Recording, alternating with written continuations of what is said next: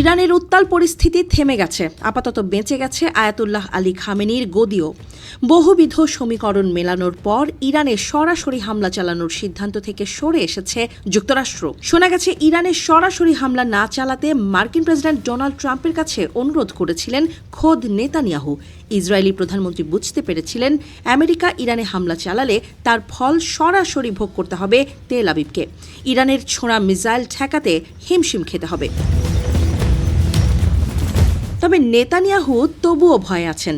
শুকনো হুমকি ধামকি দিয়েই চলেছেন ইরানকে। তাই কূটনৈতিক সতর্কবার্তা, সামরিক প্রস্তুতি আর পাল্টা হুমকির ভাষায় ইসরায়েল, ইরান ও যুক্তরাষ্ট্রকে ঘিরে নতুন করে বড় সংঘাতের আশঙ্কা দেখা দিয়েছে। এই উত্তেজনার কেন্দ্রবিন্দুতে রয়েছেন ইসরায়েলের প্রধানমন্ত্রী বেনিয়ামিন নেতানিয়াহু, যিনি ইরানকে লক্ষ্য করে দিয়েছেন হুঁশিয়ারি।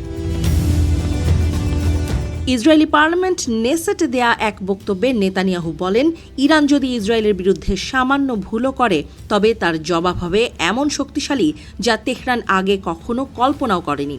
তার ভাষায়, ইরান যদি আমাদের ওপর হামলা চালায় আমরা এমন শক্তি দিয়ে জবাব দেব যা তারা আগে কখনো অনুভব করেনি।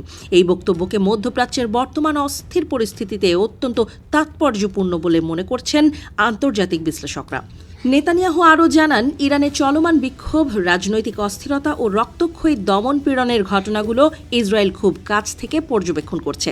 তিনি বলেন, ইরান এখন এক অজানা ভবিষ্যতের দিকে এগোচ্ছে এবং দেশটি আর কখনোই আগের অবস্থায় ফিরে যাবে না। যে কোনো সামরিক সংঘাত ইরানের জন্য অপূরণীয় পরিণতি বয়ে আনতে পারে বলেও সতর্ক করেন তিনি। এই হুঁশিয়ারির মধ্যে যুক্তরাষ্ট্রের সামরিক তৎপরতা পরিস্থিতিকে আরও জটিল করে তুলেছে।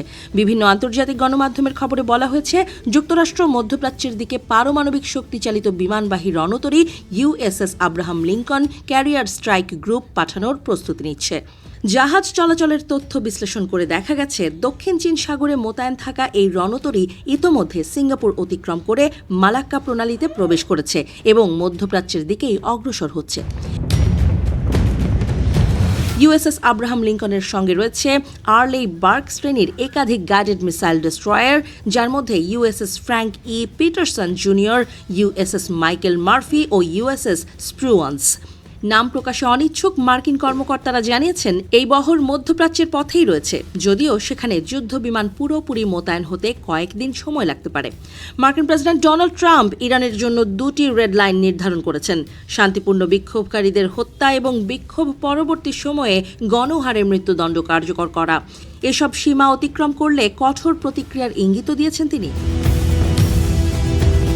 সব মিলিয়ে ইসরায়েলের কঠোর হুঁশিয়ারি, ইরানের অভ্যন্তরীণ অস্থিরতা এবং যুক্তরাষ্ট্রের সামরিক প্রস্তুতি, এই তিনের সমন্বয়ে মধ্যপ্রাচ্য আবারও এক ভয়ঙ্কর অনিশ্চয়তার দিকে এগিয়ে যাচ্ছে। যদিও বাইরে থেকে দেখে পরিস্থিতি আপাতত স্বাভাবিকই মনে হচ্ছে।